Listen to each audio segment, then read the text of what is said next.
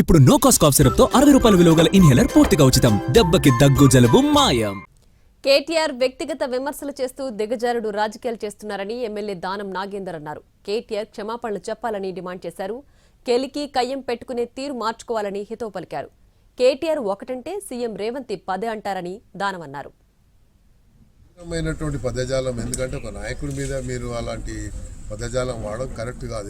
అందుకని మీరే గెలికి కయ్యం పెట్టుకుంటున్నారు ముఖ్యమంత్రి గారిని గెలిపితే మరి మీరు ఒక్కటంటే 10 అంటారు ముఖ్యమంత్రి గారు.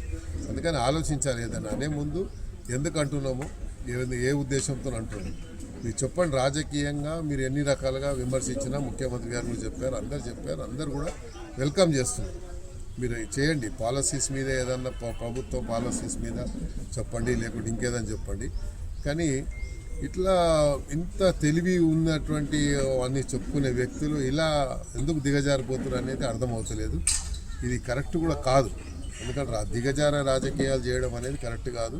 వ్యక్తిగతంగా దూషించడము, వ్యక్తిగతంగా మాట్లాడడము, అది ఏదో మనకు గొప్ప పేరు వస్తుందని భావిస్తారు. కానీ దీనివల్ల ఎంత డిమారలైజ్ అయిపోతారు, మీరు ఎంత మరి ఇది పోతున్నారు అనేది మీరు అర్థం చేసుకుంటలేరు.